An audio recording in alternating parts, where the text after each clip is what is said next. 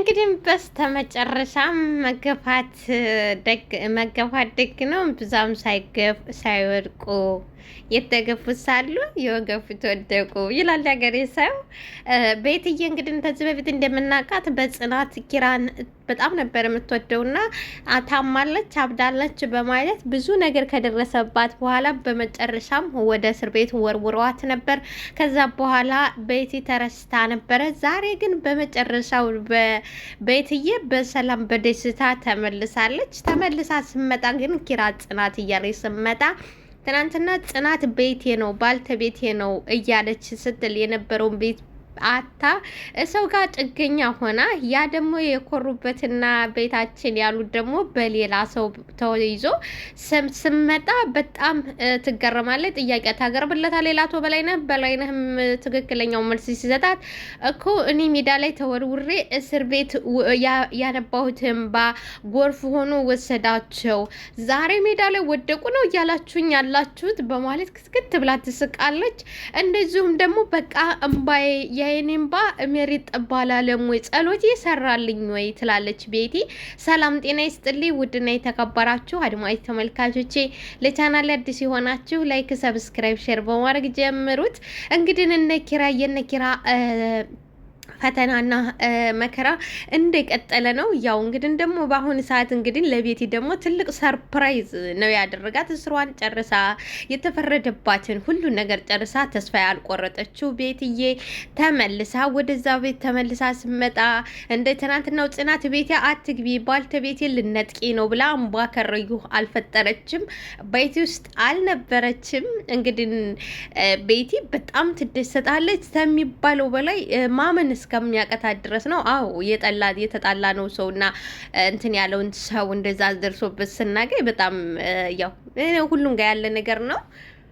እናንተስ ብኮኑ ምን ትላላችሁ? ምን ታደርጋላችሁ? እንግዲህ የዛሬ የቤቲ ደስታ በጣም ለየት ያለ አሁን ሜዳ ላይ ወደቁ ነው ወይ የምትሉኝ? እኔ አላምንህም አለቃ፣ እኔ አላምንህም ትላለች። አቶ በላይነህም ይደነግጣል፣ በቃ ይገረማል። ምንድን ነው ግን በአቶ በላይነህ ሰላይ ላኩብኝ፣ ተስፋ አልቆርጥ ብለው ላኩብኝ። አንቺ አሁን የእነሱ ወገን ነሽ። የእነሱ ወገን ከሆንሽ ተስፋ እንደ አስረግጬ መነግርሽ ነገር እንድነግሪያቸው ከዚህ በኋላ ቤት የሚባል ነገር ድርጅቱ የራሴ ነው፣ ተስፋ ቁረጥ ብለሽ ነገሪው ይላታል። እሱ ግን አላወቀም። ምክንያቱም ተበዳይ መሆኗንና ከዛ ቤት ከገፍታ እንደወጣች ስለማያውቅ ከነሱ የመጣች ሰላይ መስላ ነው እየታየችው። እሷ ግን አሁን በዛሬው በጣም ደስተኛ ሰርግና ምላሿ ሆኖ እንግዲህ ተሳቄ ተደሰተ በኋላ አቶ በላይነህ እንዴት ብለሽ ወደ ቤት የገባሽ? ማንስ ልኮሽ ነው? እንዴት ነው ወደ ቤት የገባሽው ሲላት እውነት አለቃ ዛሬ ያደረከው ነገር በዘበኔ ሁሉ ታመሰግንህ ነው የምኖረው አለ ማለት። እንግዲህ ብድግ ብላ እጁን ልትስመው ልታቅፈው ስትል ቀጥ ብለሽ ውጪ፣ ማስመሰልሽን ይዘሽ እስከ ማስመሰልሽ ከቤት ውጭ ነው ያላት። አላመናት ቤትዬ እውነቴን ነው። ከማንም በላይ እኔ የእነሱን ውድቀት ስመኝ የነበርኩ ሰው ነኝ። ከማናችሁም በላይና ከማናችሁም እኔ ቀድሜ የእነሱን ውድቀት የምመኝ ሴት ነኝ። በላይነህ እንግዲህ ዘበኛውን አንተ ምን እየሰራህ ነው? ምን እየጠበክ ነው? በሩንስ እንዴት አድርገው መተህ ነው እሷ እንድትገባ እያደረገው? ዘበኛውም እንግዲህ ስራው እስከሆነ ድረስ እጇን ይዞ እየገተተ ሲላት ባክህ ልቀቀኝ በማለት ዛሬ ደስታዬ ቀን ነው፣ ደስታዬን ደግሞ በዚህ መልኩ አይደለም በላሸው ራሴን ችዬ እሄዳለሁ። ዛሬ ደስታዬ ቀን ነው፣ ቶሎ በይ። እንግዲህ አቶ በላይነህ እየጠጣ ነበረ፣ ውስኪውን እየጠጣ ነበረ። ቤትዬ ብድግ አድርጋ የአቶ በላይነህን ብርጭቆ ትጠጣለች። ለጋራ ደስታችን በማለት ከዛ በኋላ ፌስታሏን ልብሷን ተሰበስባ ልብሶቿን ሰብስባ ልትወጣ ስትል መጀመሪያ ላይ ዘበኛውን ሂድላል ባይኖ ጠቀሻ ሲጠቅሰው ዘበኛ ይወጣል። ከዛ በኋላ ቤቴ ልብሶቿን ሰብስባ ልትወጣ ስትል አቶ በላይነህ ነይ ተቀመጪ ላውራሽ እፈልጋለሁ። ትም ዝወርትልና እኔ ነው ትለዋለች። ነገር ማርዘም አልወድም፣ ነይ ዝም ብለሽ ቁጭ እንግዲህ እንደምናውቀው እስከ ዛሬ ኒና ከነፂ ጋርና ከኪራ ጋር ተዳብላ ነበረ የምትኖረው። ያው አሁን በደረሰባቸው ለራሳቸው መጠለያ ስላጡ ከሰው ጋር ጥገኝነት ሲሄዱ ያው በዛ ሰዓት እንግዲህ አቶ በላይነህ ከቤታቸው አስወጥቶ ከያባረራቸው ኪራ በሰዓቱ ንዴትና ብስጭት ላይ ስለነበረ ኒናን ይናገራታል። ኒናም ያንን ቂም በቀል ትይዛለች። ያው እንግዲህ እንደሚታወቀው ከዛ በኋላ ኒና አብሬያችሁ አልሄድም፣ እናንተ ሂዱ፣ እኔ እንደሆንኩ ሆናለሁ በማለት መንገድ ላይ ታደረች። በኋላ ጧት ላይ እንግዲህ የናሆም የልጁ እናት ታነሳትና ወደ ቤቷ ተወስዳ ታስጠለለቻት። በኋላ ዛሬ ተኒናና ተጽናትና ከኪራ ጋር ኒና ትገናኛለች። በጣም ታነባለች። ስላረጋችሁልኝ ነገር እያንዳንዱ ነገር አመሰግናለሁ። እውነት ለመናገር እናቴና አባቴ ያላደረጉልኝን ነገር ያልሰጡኝን ፍቅር ስለሰጣችሁኝ አመሰግናለሁ በማለት ታነባለች። ኒና ምን እየሆንሽ ነው በማለት ጺም እኔ ልታስለቅሽ ነው ወይ ስትላት አይ ፍቅራችሁ ነው የሚያስለቅሰኝ ፍቅራችሁ ነው ትላለች። እንደዚሁም ደግሞ ኪራ ኒና ጺሞ ምን እየሆንሽ ነው ተንጂ ይላታል። እንግዲህ አልሰሜን ግባ ማለት አሁን ነው ስለነ ኪራ ስለደረሰባቸውና ሜዲያ ላይ ስለመድቃቸው ያላቸው ነገር መዘረፉን ሰንዬ አልሰማችው ነበር። እንደ ማንኛውም ወደ ጽናት ቤት እንደተለመደው ልትጫወት ቦርሳዋን ይዛ ትሄዳለች። በር ትቆረቁራለች። በር ስትቆረቁር እስከ ዛሬ የምትከፍትላት ፂ አልነበረችም። በተቃራኒው ቤቲ ትከፍትላታለች። ከዛ በኋላ ማንሽ ምንድነሽ በማለት እንግዲህ ተቤቲ ጋር ጉረሮ ለጉረሮ ይተናነቃሉ። ሰንዬ ስትበሩን ቆርቆራ ቤትዬ ስከፍትላት ምን ልታዘዝ የኔም ቤት ትላለች ቤትዬ። አዎ አልተሳሳሽም፣ የጽናት ቤት ነበር፣ ግን ደግሞ የመጀመሪያዋ የንግስቷ ቤት የመጀመሪያዋ ንግስት አሁን ዞር በይ ጽናት የት ናት ትላለች ሰንዬ። ዞር በይልኝ ትላለች ሰንዬ። ዊ እዛው ተረጋጊ፣ ይሄ የእናትሽ ቤት መሰለሽ ወይ ዘው ብለሽ የምትገቢው በማለት ቤቴ ዊኔ በሞትኩት እረስችዋለሁ፣ ለካ እናትም አባትም የለሽ፣ ሰይጣኔን አታምጪው፣ እዚህ መኖርሽን ራሱ ሳይ ሰይጣኔ እንዴት እንደረበሽ ታውቂያለሽ፣ እንዴት እንደተረበሽኩ ትላለች ሰንዬ።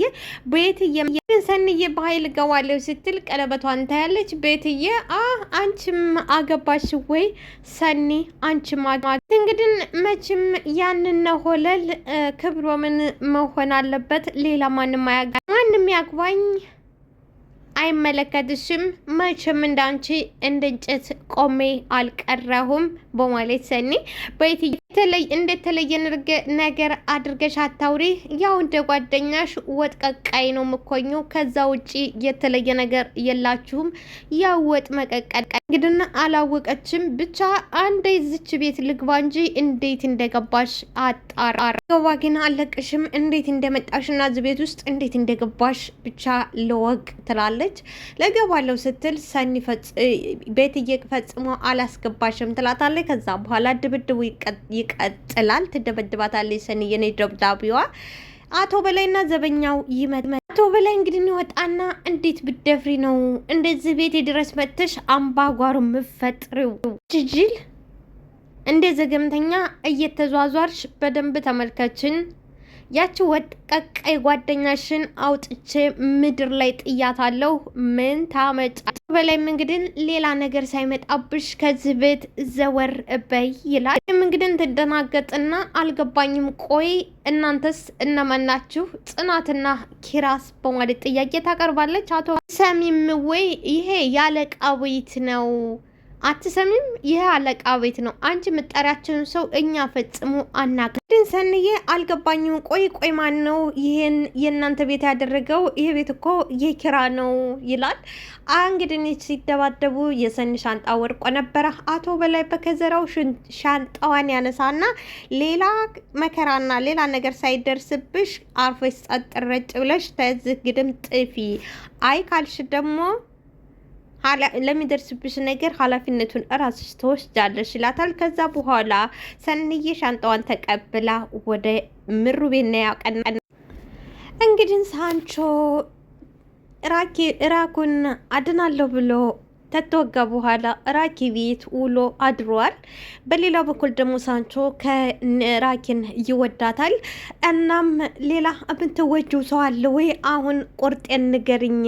እኔ እዚህ የተቀመጥኩት የተወጋሁት አሞኝ ብቻ ሳይሆን አንቺን ስለወደድኩሽ ነው ይላታል።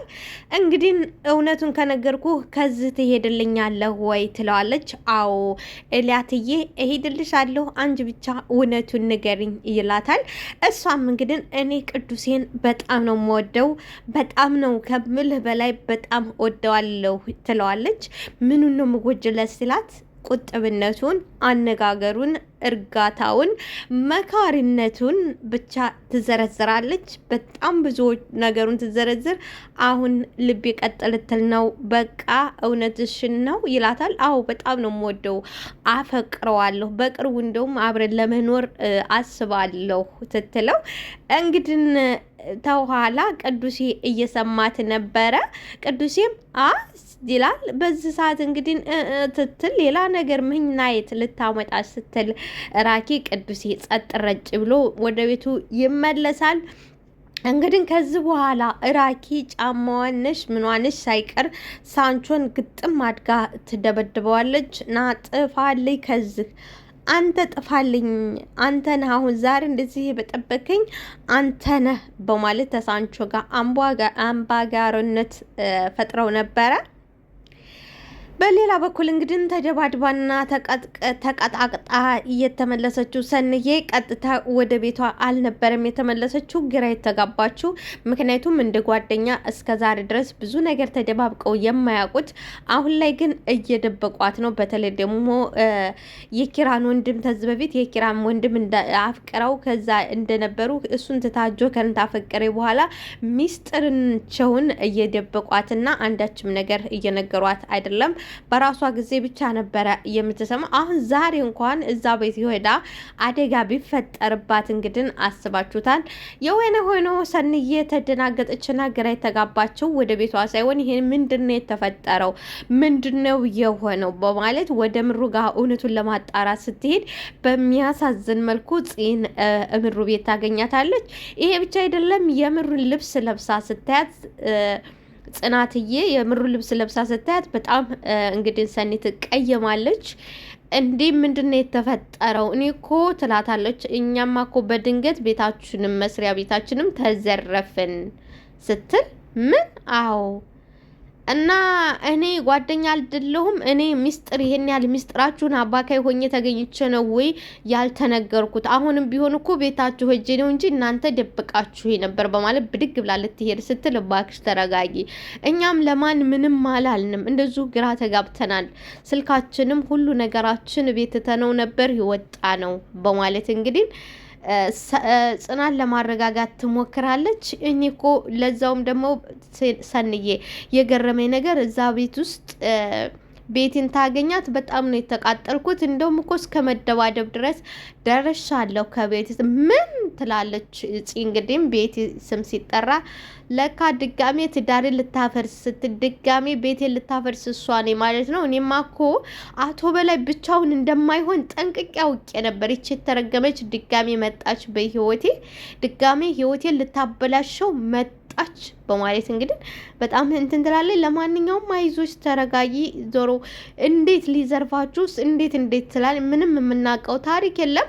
በጨለማ መጥቶ ከቤቱ አስወጣን። ምሽ ይሄ ብቻ ከመስሪያ ቤቱ ምን ኪራ እንዳይገባ ተደርጎ ተከልክሏል። በአሁኑ ሰዓት እንግዲህ ምንም ነገር የለንም በማለት በተሰበረ ልብ ባዘነ ድምፅ ነው እንግዲህ ጽናት እያወራቻት እየነበረው እና በጣም ያሳዝናል። ለቤት ደግሞ ልዩ ሰርፕራይዝ ነው። ላይክ ሰብስክራይብ አድርጉልኝ። ወዳችኋለሁ።